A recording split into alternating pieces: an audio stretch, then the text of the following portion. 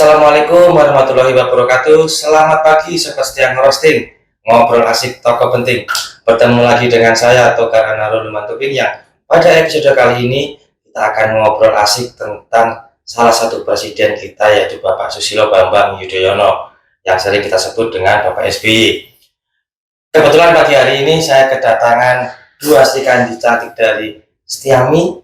Ada di sebelah kanan saya Ibu Andriana. Apa kabar Ibu? Halo Bang Tobar. Baik, alhamdulillah. Sehat, bahagia selalu. Sahabat roasting, perkenalkan nama saya Nur Adri Mediati, biasa dipanggil Ana. Dan di sebelah kiri saya ada Ibu Ciki Tita. Halo, apa kabar Ibu? Baik Bang Togar. Hai Sobat roasting.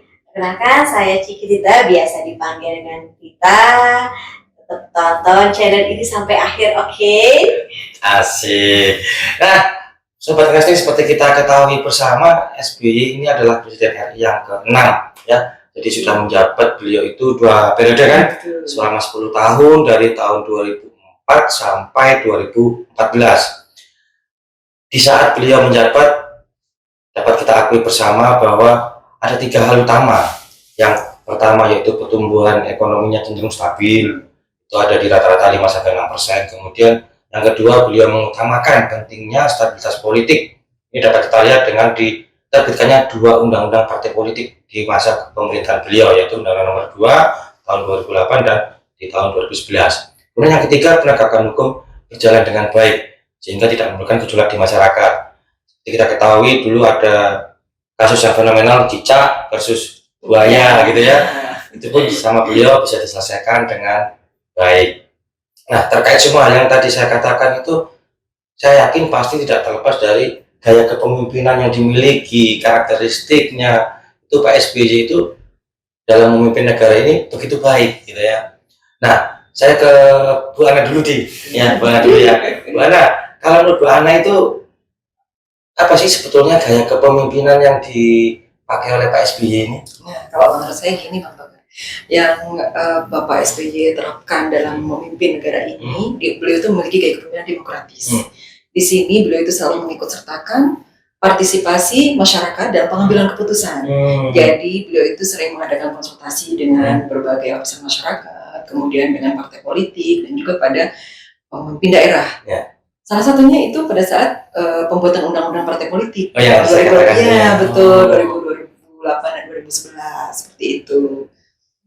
Saya setuju nih dengan Bu Ana. Jadi memang gaya kepemimpinan demokratisnya Pak SBY itu tidak terlepas dari karakteristik good leader yang dimiliki Bapak SBY tersebut. Jadi demokratis yang tadi Bu Ana katakan itu tak terlepas dari karakteristik yang dimiliki juga ya, yang good leader itu. Nah, kalau menurut Bu Tita nih, karakteristik good leader yang menonjol itu apa saja sih yang dimiliki oleh Pak SBY?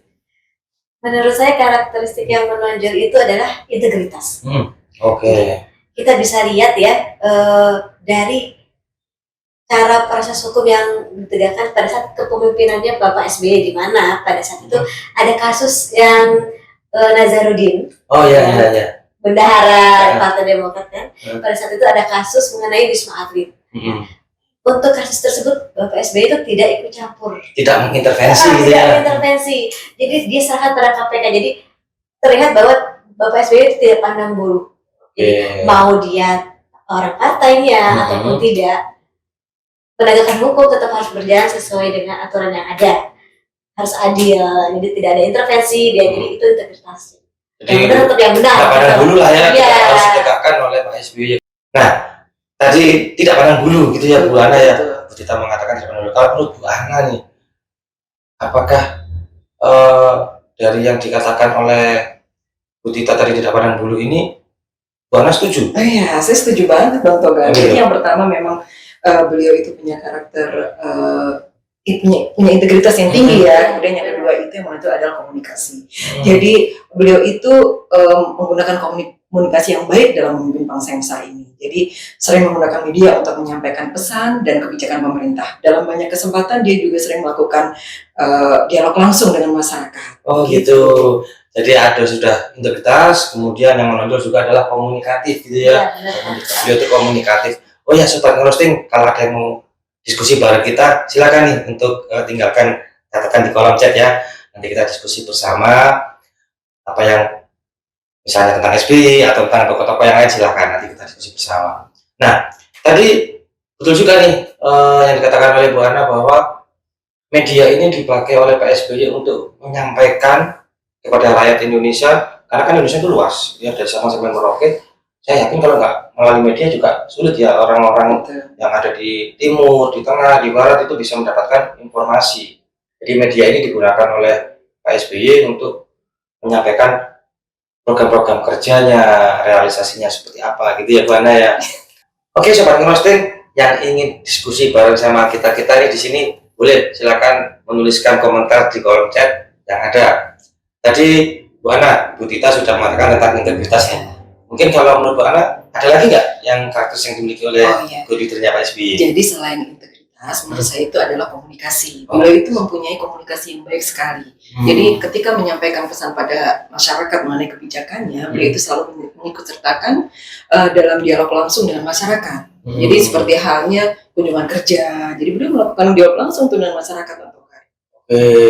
Jadi dia melakukan kunjungan kerja, juga menggunakan media untuk menyampaikan pesan kepada rakyat ya, apa yang dikerjakan oleh pemerintah. Tapi betul juga nih, kalau nggak ada media ya nggak mungkin ya bisa sampai dari timur ke barat bisa mendapatkan informasi tentang apa yang sedang dikerjakan oleh pemerintah. Nah, Bu Ana, mungkin ada yang mau tambahkan lagi nih tentang karakteristiknya ini. Beliau itu memiliki visi yang jelas ke depan. Jadi beliau itu selalu memiliki visi dan teladan yang baik dalam memimpin. Jadi memiliki, pada saat memimpin pemerintah Indonesia, beliau itu memiliki 15 program kerja yang disusun dalam Kabinet Indonesia Bersatu. Di sini visi yang beliau sampaikan itu menjadi teladan bagi penegakan hukum yang tanpa pudus, seperti yang diceritakan Bu Tita. Jadi kalau saya simpulkan nih Bu Ana, tadi karakteristik good leader ini dari 12 karakteristik, ada 3-4 yang menonjol yang dimiliki oleh Pak SBY ini ya, integritasnya, komunikasi yang baik, kemudian visionernya, dia teladan. Nah, sekarang kalau kita analisa dari sisi strength, weakness-nya ya, jadi kekuatan dan kelemahannya, ini menarik nih. Tapi saya bertanya dulu ya Bu Ana ya, gimana Bu Tita kalau dari sisi kelemahan dan kekuatan yang dimiliki Pak SBY itu seperti apa? Kalau menurut saya itu komunikasi adalah salah satu dari kelebihannya. Kekuatan yang dimiliki oleh Pak SBY itu komunikasi, karismatik. Itu karismatik. Jadi kalau orang melihat Bapak SBY itu jadi lihat seperti berwibawa. Karena dia sudah punya itu, jadi itu kekuatan yang gak semua punya. Karismatik itu. Jadi itu udah didapat dari Pak SBY tanpa harus usaha keras. Sudah pembawaannya kayak gagah gitu ya, tampil di media gitu ya. Gagah, ngomongnya santun, pelan. Nah, tapi kelemahannya, kelemahannya itu adalah karena Pak SBY itu terlalu berhati-hati dalam setiap pengambilan keputusan. Jadi terkesan lambat dalam mengambil keputusan. Terkesan lambat, terkesan seperti ragu-ragu gitu ya. Padahal mungkin karena kehati-hatiannya, cuma sebagian orang akan berpendapat bahwa itu adalah suatu kelemahan di mana terkesan lambat. Menarik nih Bu Ana nih. Nah, Bu Ana, tadi menarik sekali nih Bu Tita mengulas kelemahannya Pak SBY itu mungkin bagi sebagian orang dari persepsinya adalah terkesan lamban. Padahal bisa jadi kalau saya melihat sama, saya setuju Bu Tita nih, kehati-hatian karena tidak bisa mengambil keputusan harus, kalau orang Jawa bilang gerusa-gerusu begitu ya. Harus hati-hati karena apa yang diambil oleh Pak SBY ini akan efeknya ke ratusan juta rakyat kita gitu ya. Nah, kalau dari sisi, saya pernah baca ini Bu, sebuah buku Mukhtar Lubis ya. Jadi Mukhtar Lubis ini membuat teori gini, ada ciri-ciri manusia Indonesia pada umumnya. Kalau menurut Bu Ana nih, kita mengulas Pak SBY, ada nggak sih ciri-ciri manusia Indonesia pada umumnya yang Mukhtar Lubis katakan ini di dalam karakternya Pak SBY? Bang Tukar, tadi yang disampaikan Bu Tita itu udah sesuai banget. Jadi komunikasi beliau yang berhati-hati sekali itu bisa diartikan kalau dalam karakteristik manusia Indonesia itu sebagai hipokrit ya. Atau sebenarnya bukan begitu langsung hipokrit ya Pak. Cuma karena gini, apabila beliau berkomunikasi dengan sangat hati-hati, dengan santun, dengan itu menunjukkan cara beliau bagaimana supaya semua bisa menerima kebijakan beliau. Dan di sini malah justru akan diambil oleh masyarakat itu sebagai suatu ini bentuk kehati-hatian atau hipokrit atau pencitraan gitu. Jadi memang ini bagaimana perspektif kita melihatnya ya gitu.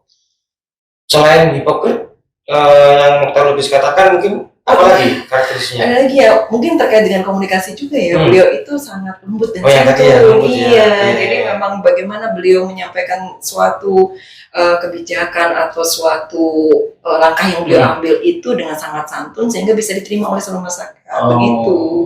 Mungkin kita ingat juga ya, waktu ada tsunami di Aceh, beliau itu amat sangat tersentuh ya ininya. Jadi begitu menyikapi para korbannya itu dengan sangat tuntas dan langsung begitu. Itu salah satu, menurut saya salah satu bentuk responsif beliau dengan kelembutan hatinya beliau untuk langsung turun gitu ya.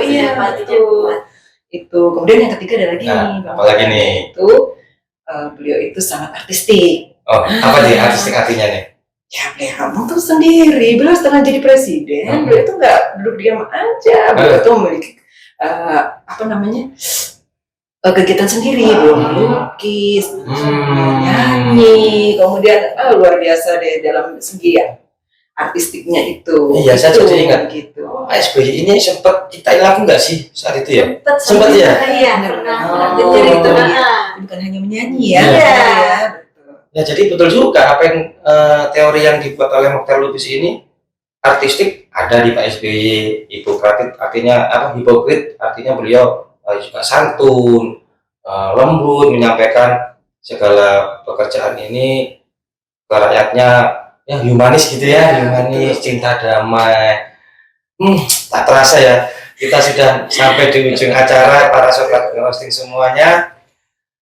Tadi saya sudah sampaikan, kalau ada yang mau diskusi silahkan jadi kolom komentar. Tentunya pada obrolan kita pagi hari ini kita harus bisa bersama-sama menjadikan contoh apa yang baik dari Pak SBY yang bisa kita teladanin. Kalau toh ada kelemahan, ada kekurangan juga itu bisa menjadi waspada, contoh buat kita supaya bisa menjadi lebih baik lagi. Saya ucapkan terima kasih Bu Tita atas kehadirannya, terima kasih Bu Ana atas kehadirannya, terima kasih juga para pemirsa semua.